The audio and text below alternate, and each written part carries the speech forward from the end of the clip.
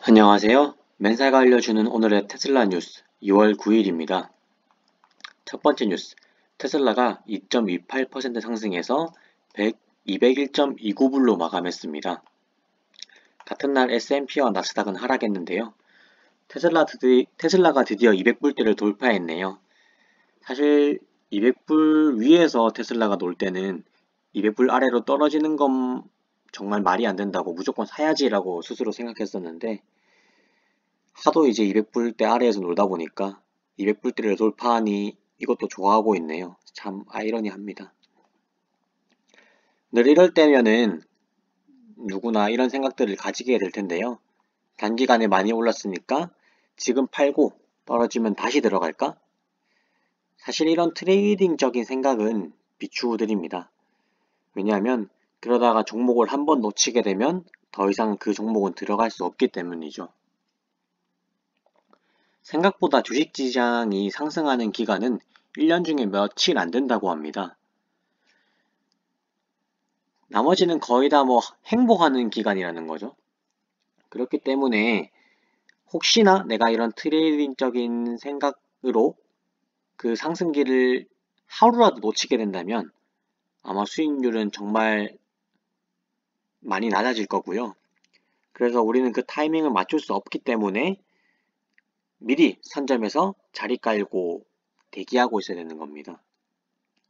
혹시나 이렇게 팔아서 더 떨어질 줄 알았는데 테슬라가 더 상승해서 조정을 받아도 내가 판 가격보다 더 높게 된다면 아마 그 가격에는 들어갈 수 없을 거고요. 그렇게 되면 테슬라라는 이 종목을 이제 버리게 될 겁니다. 이렇게 아끼는 종목일수록 그런 식으로 트레이딩으로 접근하기보다는 길게 수량을 많이 보유하시길 추천드립니다. 두 번째 뉴스입니다. 테슬라 1월 중국 판매량 66,000대 소식인데요. 전년 대비 10%, 전월 대비는 18% 증가한 수치입니다. 이번 분기 마지막 달에 가면은 중국 판매량은 아마 더 폭발적일 것 같습니다. 세 번째 뉴스입니다. 테슬라가 투자자의 날을 통해서 마스터 플랜 3를 발표한다고 합니다. 3월 1일에 투자자의 날을 개최할 건데요. 일론은 이때 지속 가능한 에너지로의 전환인 마스터 플랜 3를 발표한다고 합니다. 마스터 플랜 1은 2006년에, 마스터 플랜 2는 2016년에 발표됐었는데요. 드디어 마스터 플랜 3가 발표되네요. 일론이 지속 가능한 에너지로의 전환에 대해서 얘기할 것이라고 말했는데 이는 일론의 세 가지 주요 목표 중 하나입니다. 제가 예전에 말씀드린 적이 있죠. 첫 번째 목표는 인터넷의 확산, 두 번째 목표는 지속 가능한 에너지로의 전환을 통해서 지구를 좀 더 오래 쓰는 것, 세 번째 목표는 다양성 종족입니다. 테슬라를 아직도 전기차 기업이라고 생각하시는 분들이 많은데요. 왜냐면 사실 대부분의 매출이 전기차에서 나오고 있기 때문에 그렇게 생각해도 무리는 없긴 하죠. 근데 마스터 플랜 3를 통해서 테슬라 생태계에 대해서 좀 더 구체적으로 알 수 있을 거라고 생각합니다. 그리고 참고로 대부분의 목표 주가는 사실 전기차만 계산했을 때의 주가이고요. 테슬라는 아직도 먹을 게 넘쳐나죠. 개인적으로도 목표 주가를 구할 때는 꿈을 가지고 수치화시키진 않고 현재 나와 있는 전기차만 놓고 목표 주가를 구하고 있습니다. 다른 건 고려하고 있지 않아요. 그럼에도 불구하고 현재 주가는 저렴하다고 저는 생각하고요. 어쨌든 일론이 그리고 있는 지속 가능한 에너지로의 전환은 향후 15년 뒤에 2023년 현재를 바라보면 일론은 정말 미래에서 온 사람인가라고 생각하게 될 겁니다. 과거 15년 전에 일론이 한 인터뷰가 있는데요. 그 인터뷰에서 한 말이 제가 아까 처음에 말씀드렸던 세 가지 목표입니다. 일론은 15년 전에 전기차의 도입을 통해서 지속 가능한 에너지로의 전환을 이미 그리고 있었고, 그리고 스타링크라는 사업을 통해서 인터넷을 확산할 것이라는 것과 심지어 우주 산업을 로켓을 쏘고 다시 돌려보내는 것까지 그런 여러 가지 생각들을 무려 15년 더 전에도 생각을 하고 있었습니다. 제가 그 인터뷰를 보면서 진짜 이 사람은 미래에서 온 사람인가라고 생각을 했는데 아마 향후 15년 뒤 너무 먼 얘기긴 하지만 2038년이 되어서 지금의 2023년을 바라보게 되면 일론은 정말 미래에서 온 사람인가라고 생각하게 될 것 같고 그리고 그와 동시대를 지금 살아가고 있다는 것에 정말 저는 개인적으로 감사하고 있습니다. 네 번째 뉴스입니다. 테슬라 캘리포니아에서 가장 많이 팔았다 라는 소식인데요. 캘리포니아 차량 판매 순위에서 테슬라 모델 Y가 1등, 모델 3가 2등을 차지했습니다. 이는 캘리 내에서 테슬라 판매량이 전년 대비 44% 이상 증가한 수치인데요. 참고로 테슬라 모델 Y는 87,000대, 모델 3는 78,000대를 팔았고 3등인 도요타 캠리는 55,000대, 5등인 포드 F는 4만 대를 팔았습니다. 켈리가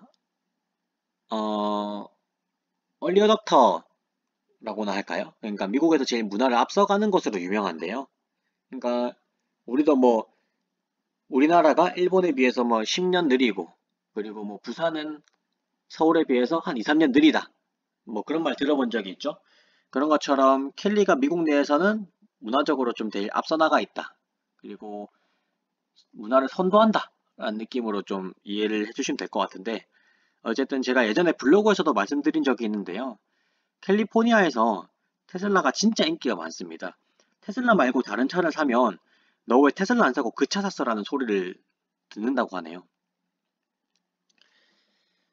늘 압도적이었는데 도요타 캠리가 그리고 포드 픽업 트럭도 정말 인기가 많았고 근데 그런 베스트셀링 카들보다 전기차인 테슬라가 이렇게 캘리에서 앞서간다는 건 시대의 전환을 확정짓는 사건이라고 보면 될 것 같습니다. 아마 앞으로 이렇게 테슬라가 1등을 차지했다는 소식이 각 지역별로 점점 들리기 시작할 거라고 저는 무조건 생각합니다. 다섯 번째 뉴스, 테슬라 기가 멕시코 건설 소식인데요. 사실 뭐 멕시코 건설을 시작한다라는 소식은 아니고 제가 어그로를 끈 거긴 한데 뭐 어쨌든 멕시코 대통령이 수요일 성명을 통해서 테슬라가 멕시코에 공장을 짓는 걸 고려하고 있다라고 밝혔다고 합니다. 대통령이 전한 소식이니까 어느 정도 신빙성은 있다고 볼 수 있겠죠. 근데 뭐 대통령이 전한 소식이 아니라도 해도 제가 예전에 블로그에서 썼던 글처럼 멕시코나 캐나다가 유력한데 그 중에 멕시코가 될 것 같다라고 말씀드린 적이 있죠. 인플레 감축 법안에도 이게 유리하기 때문인데요. 기존의 네바다 공장 확장 소식을 알려드릴 때도 기가 멕시코가 중단된 게 아니라 지금 당장 안 될 뿐이지 언젠가는 짓게 될 거라고 말씀드렸던 게 기억나네요. 좀 더 멀리 나아가면은 테슬라는 공장 솔루션을 파는 사업을 할 수도 있습니다. 그만큼 테슬라가 이렇게 기가 팩토리를 통해서 이루고 있는 생산혁명은 솔루션을 제공해서 만들어도 될 정도로 사업성이 있다는 거죠. 근데 더 소름 돋는 건 일론은 이런 뭐 공장을 짓는다든지 전기차를 만든다든지 이런 하드웨어적인 부분보다 소프트웨어적인 부분이 훨씬 유능한 사람입니다. 근데 이런 하드웨어적인 부분에서도 훨씬 앞질러 가버렸다는 거죠. 사실 구체적으로 들여다보면 이런 하드웨어적인 그 생산혁명이라든지 이런 부분도 소프트웨어로 해결해 버린 거긴 합니다. 제가 언젠가 기회가 되면 기가 팩토리에 대해서도 좀 다뤄보고 싶은데요. 어쨌든 결론적으로 말씀드리자면 기가 팩토리는 굉장히 기술 집약적으로 뛰어난 공장이다. 그래서 생산혁명을 불러일으켜 왔고 이러한 효과는 충분히 사업적으로 솔루션을 제공해서 팔아도 될 정도다 라고 이해해 주시면 될 것 같습니다. 여섯 번째 뉴스입니다. 스페이스X 스타링크가 브라질로 확대된다는 소식인데요. 스페이스X 스타링크 커버리지가 브라질 전역으로 확대된다고 합니다. 스타링크가 인터넷의 확산이라는 일론의 세 가지 목표 중 하나라고 제가 방금 말씀드렸는데요. 진짜 이러다 세계에서 제일 큰 통신사가 될지도 모르겠습니다. 스페이스X가 우주 산업에서 제일 뛰어난 것도 모자라서 그걸로 수익 모델까지 만들고 심지어 실천도 하고 성과를 보인다는 게 정말 대단하지 않습니까? 근데 이게 한 국가에서 나온 것도 아니고 한 기업이 하고 있고 그게 한 사람의 머릿속에서 나온 거라는 게 진짜 믿기지가 않습니다. 그리고 그 머릿속에서 나왔다는 게 15년 전에 나온 거예요. 15년 전에. 지금의 일론은 도대체 무슨 생각을 하고 있을까요, 정말? 어쨌든 일론 머스크는 충분히 괴짜로 보일 수 있고 보기에 따라서는 사기꾼으로도 보일 수 있는데요. 근데 제대로 글을 좀 분석하는 사람들은 그렇게 보지 않습니다. 이게 태빠나 뭐 그런 게 글을 좋아하고 막 그래서 그런 게 아니라 팩트만 바라봤을 때 일론 머스크가 정말 대단하고 사기꾼으로 불릴 만한 사람은 아니라는 거죠. 팩트적으로. 보통 이제 그렇게 말하는 사람들이 미디어에 홀린 사람들인데요. 왜냐면 일론은 늘 미디어에게는 큰 적입니다. 미디어에게 그러니까 전통 산업이라고 지칭할게요. 전통 산업에 있어서 일론은 너무 파괴적인 혁신을 가져왔기 때문에 적이 될 수밖에 없습니다. 우주 산업을 할 때도 암스트롱도 일론을 욕했었어요.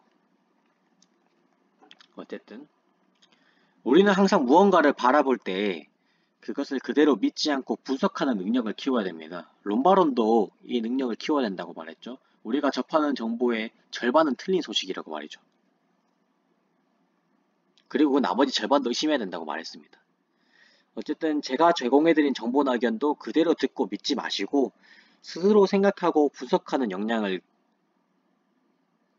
기르길 추천드립니다. 특히나 요즘은 이렇게 정보가 물 밀려 들어오듯 입력이 되는 세상이잖아요. 이런 세상에서 스스로 자립을 잘 하시려면 스스로 생각하고 분석하는 고찰이 반드시 필요합니다. 특히나 유튜브라는 자극적이고 손쉽게 정보를 얻을 수 있는 현재 환경에서는 더더욱 정보를 의심하고 분석하고 생각하고 판단하십시오. 그리고 뒤를 돌아보시면 생각보다 많은 사람들이 당신을 선동하고 있을 겁니다. 현재 유명 유튜버들도 전달해주는 정보가 정확하지 않을 때가 많아요.